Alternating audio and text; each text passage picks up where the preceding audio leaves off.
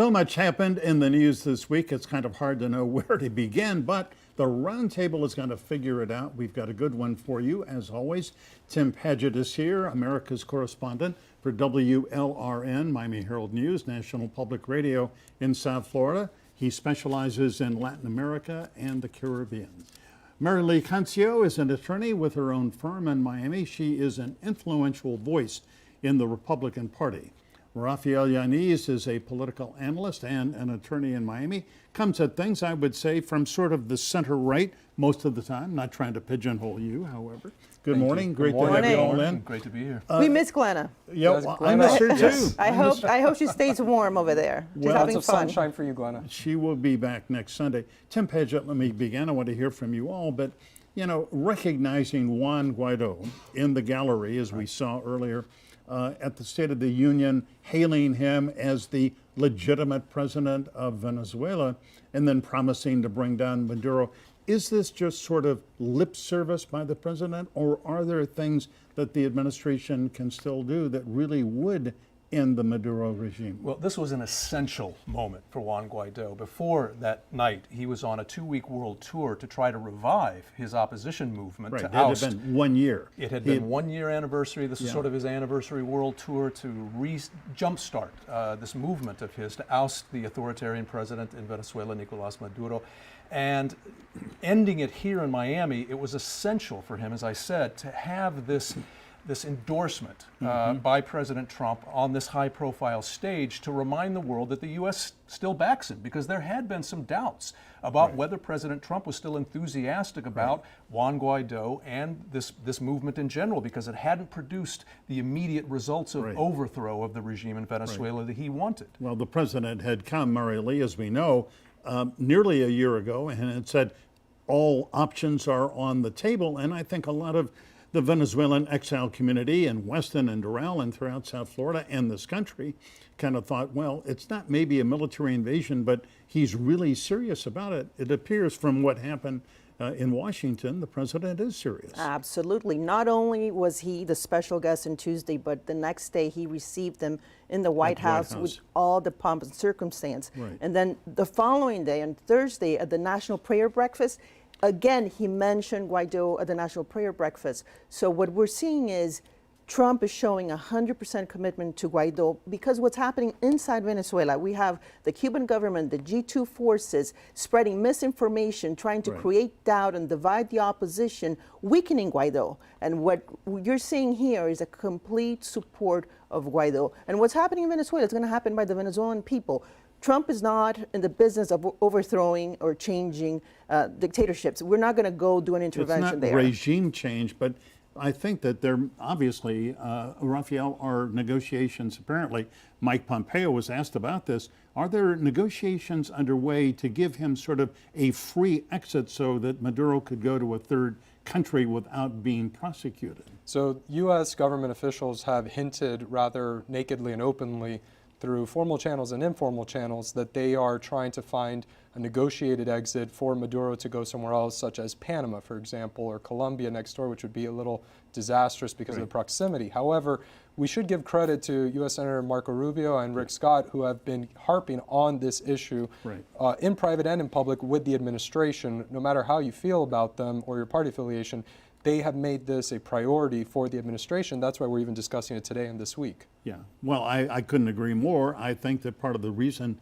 the president sort of put it back up at top priority level is probably because Marco Rubio and Rick Scott have been harping on this when they speak with him privately. But in fairness, the Democrats have not shied away from it either. With the South Florida delegation very openly and aggressively supporting the Venezuelan freedom movement. Donna Shalala and Debbie Mercosal-Powell, you know, have been there, and Debbie Wasserman Schultz as well. And I think the Democrats are being borne out in their urging that we take a more realistic diplomatic path on this. This idea that we were going to oust Maduro and send him off to exile in Cuba in a matter of weeks was totally unrealistic. And I think what we're going to see this year is a more realistic, hardworking diplomatic path to get Maduro to agree to, for example, new presidential elections in which he might take part, in which he'd certainly lose. But we're going to have to do a lot harder diplomatic work. Yeah.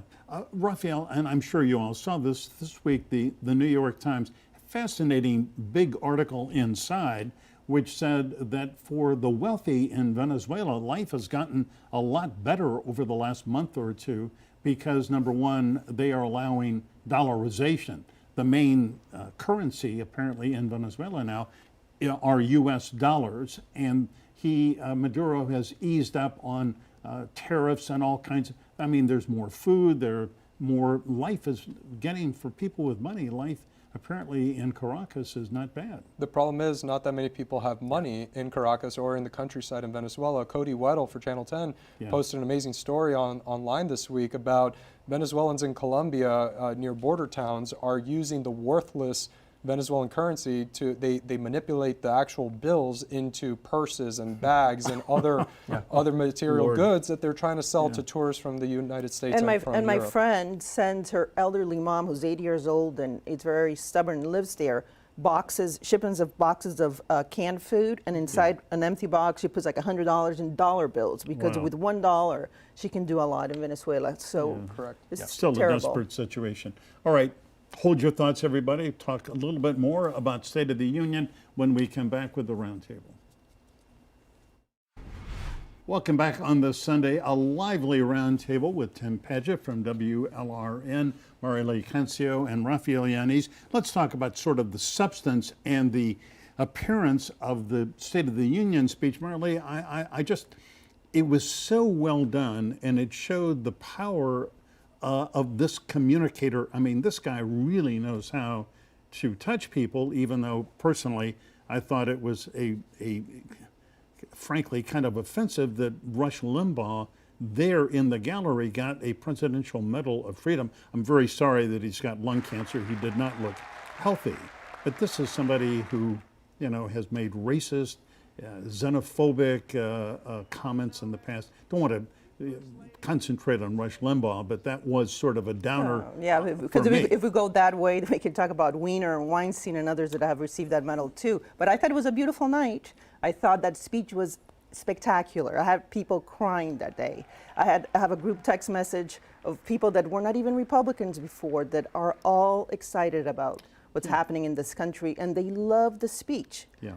Well, Tim, when you've got a little black girl from South Carolina with her mom who couldn't get into a school because she couldn't get a voucher, and suddenly she's going to get the scholarship to go to the school. I mean, that story's turned out to be a little bit more complicated than we thought. I won't go into here. It turns out she wasn't as impaired as we thought in her ability to get into the school. But going back to your point, though, there were some brilliant reality TV moments in that, and he's a master. The soldier who showed up, and the mother, the two little kids. Suddenly, here comes the husband in uniform. He is a master at that sort of presidential theater. Yeah. What did you think, Rafael? I think he is a master communicator, as you have said. However, he and his team managed to keep him on message. He barely drifted from the teleprompter that evening. And at the end of the day, my Democratic friends were saying that they were disappointed with the Rush Limbaugh Presidential Medal of Freedom being handed down by the First Lady up in the gallery. It was a little disconcerting, really, that he used the State of the Union not to really talk about the State of the Union, but instead to turn it into a campaign launch pep rally in the U.S. House. No, he did speak about the State of the Union, Rafael. Absolutely, he did. He talked about all the economic points that are facts, that are undisputed, how well the economy is doing. Some of those facts, according to the Washington Post, some of them were exaggerated or overstated. But your point is a good one. The economy right now in this country and in the state of Florida is booming. It is really good. And it reminded, I think, anyone that if a Democrat is going to defeat Donald Trump in Florida, certainly, they're going to have to address, the economy. And if it's not working for some people, who are the people, and what's your alternative? But it makes you wonder why he felt it was so urgent then to again go after immigrants, particularly undocumented immigrants, the way he did. If the economy is so great, why the urgency to go into those dog whistle, quasi-bigoted, quasi-racist accusations of undocumented immigrants as these ogres who steal our jobs and murder our citizens? That was a Michael, part of if the, we want to talk about the Florida, address we that have to bothered talk me. about the Puerto Rican community that's been displaced in Florida, and if they're going to be mobilized there, particularly along the I-4 corridor near Orlando. You have to talk about the Venezuelans who have been in this community now for almost 20 years, many of whom are now eligible to vote. Are they going to be mobilized? How are they going to vote?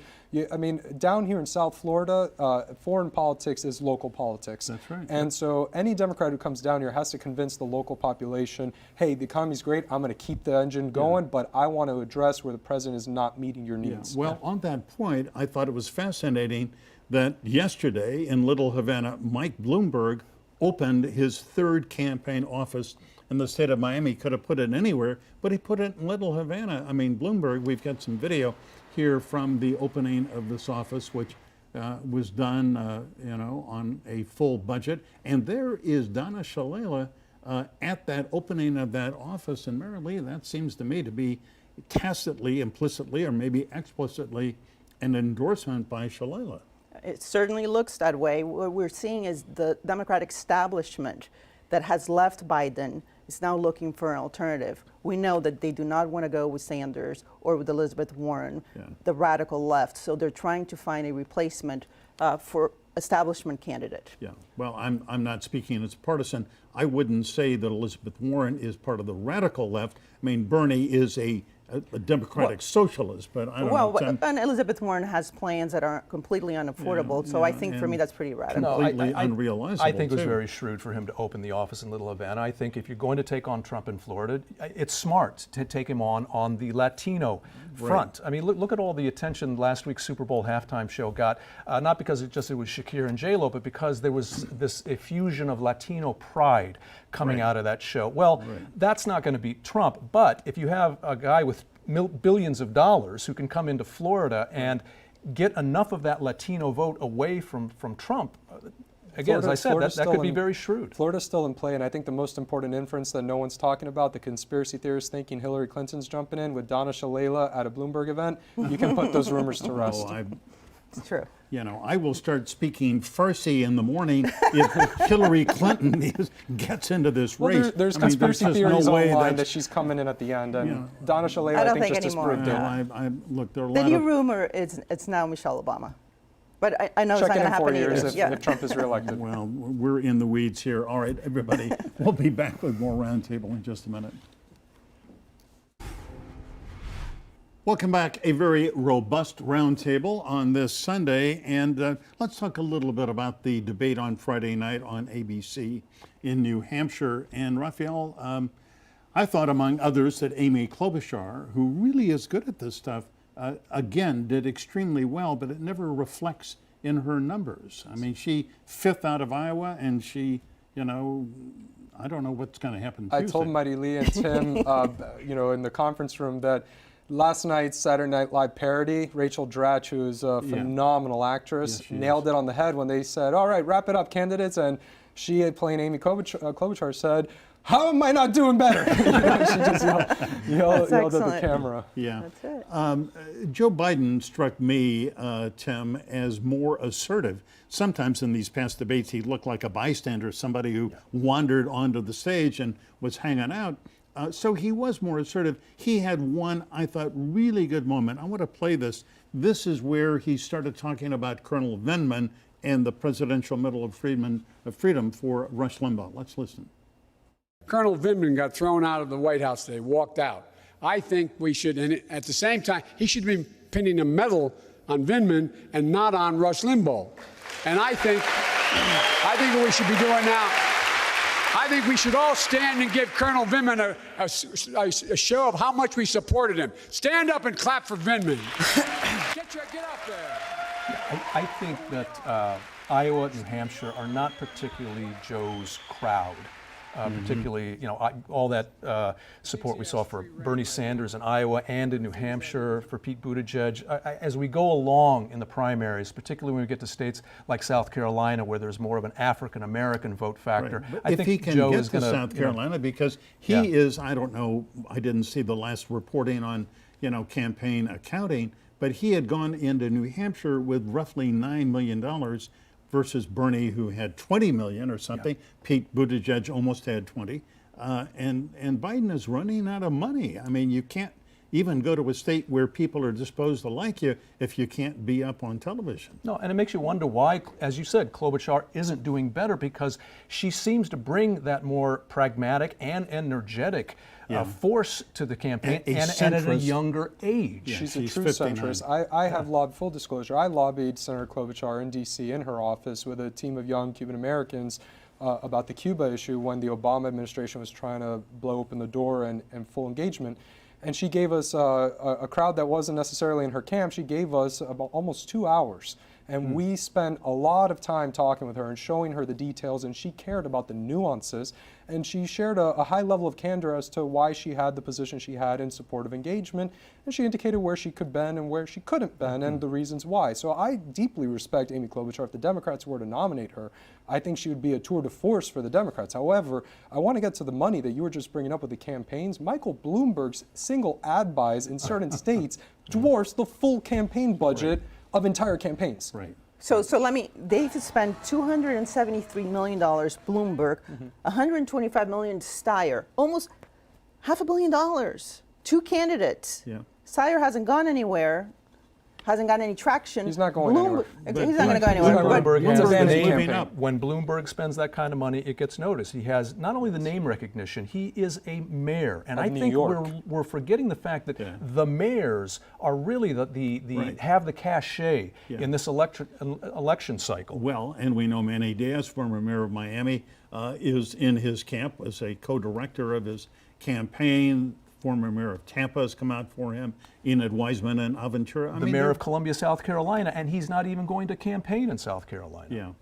Yeah. Well, I think he may prove to be a factor, Marili, in I said Florida in the show on- that Biden wouldn't be the nominee. On March 17th, if nobody else, if Sanders is leading coming into our primary after Super Tuesday, I think that Bloomberg has some kind of outside chance. And Bloomberg has a huge chance with the superdelegates, especially if this is a broker convention. They don't get a nominee after the first They're round. not getting a first-round nominee, but Michael Exactly. Giuliani in 2007, going into 2008, tried to do a Florida First campaign Yes, he did. and failed famously for it.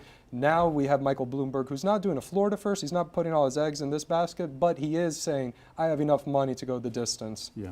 I'm afraid that is going to be it for this morning. Sorry we didn't get to parental consent, but we'll try that next week. All right. Thanks all for coming in. Thank you.